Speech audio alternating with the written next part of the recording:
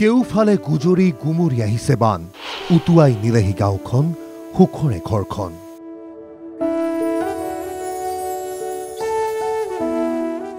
যেন তাহানিৰ চিৰসেউজ গীতৰ চিত্ৰনিয়া ভয়াবহ হতাশাজনক এয়া কৰিমগঞ্জৰ আজিৰ দিনটোৰ ছবি এবুকু পানীত পৰিছে গাঁও নৈ উপনৈৰ কমিছে জলস্তৰ কিন্তু যাতনা কমা নাই বানত প্লাবিতৰ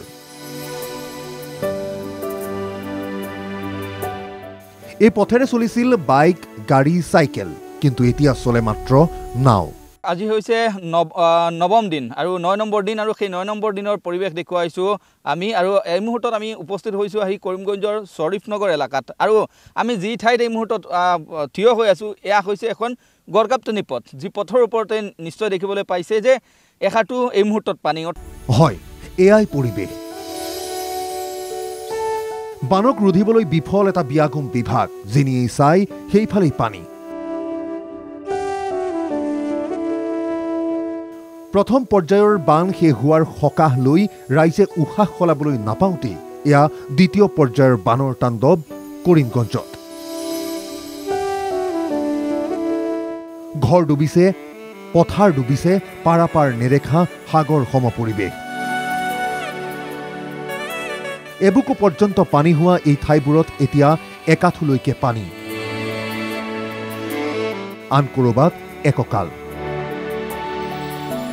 প্ৰায় 9 দিনে জমৰ যাতনা ভুগিছে এইসকল গয়াই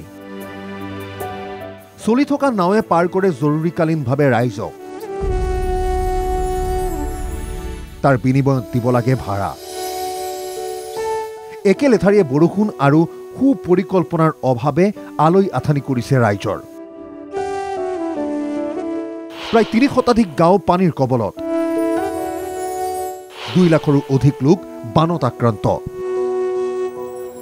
80টাকৈ আশ্ৰয় শিবিৰ পাতি প্ৰশাসনে আগবঢ়াইছে সাহায্য ৰাইজে সংখ্যা কৰিছে এয়া 1991 চনৰ পুনৰাবৃত্তি কিয়নো সমগ্ৰ কৰিমগঞ্জ বুঢ়াই 1991 চনত আহিছিল প্ৰলয়ংকৰী বান সেই একেই দৃশ্যৰ উকমুকনিয়ে ত্ৰাসিত কৰিছে ৰাইজক ৰাইজে আশা কৰিছে অতি সোনকালে হওক বিভীষিকাৰ প্ৰশমন পূৰ্বৰ তুলনাত বৰ্তমানে যি বৰষুণৰ মাত্ৰা সেয়া যথেষ্ট হ্ৰাস পাইছে আৰু সেয়ে নৈৰ যি জলপৃষ্ঠ সেয়া যথেষ্ট তললৈ নামিছে কিন্তু গাঁৱৰ যি পৰিৱেশ সেয়া আজিৰ তাৰিখতো শোচনীয় এই বিপন্ন অৱস্থাৰ অন্ত সকলোৰে কামনা লক্ষণীয় হ'ব পৰৱৰ্তী পৰ্যায়ত বান ৰোধৰ বাবে চৰকাৰৰ কি পৰিকল্পনা কেমেৰাত নিৰ্মল দাসৰ সহযোগত কৰিমগঞ্জৰ পৰা মিষ্টু দত্তৰ প্ৰতিবেদন NKTV+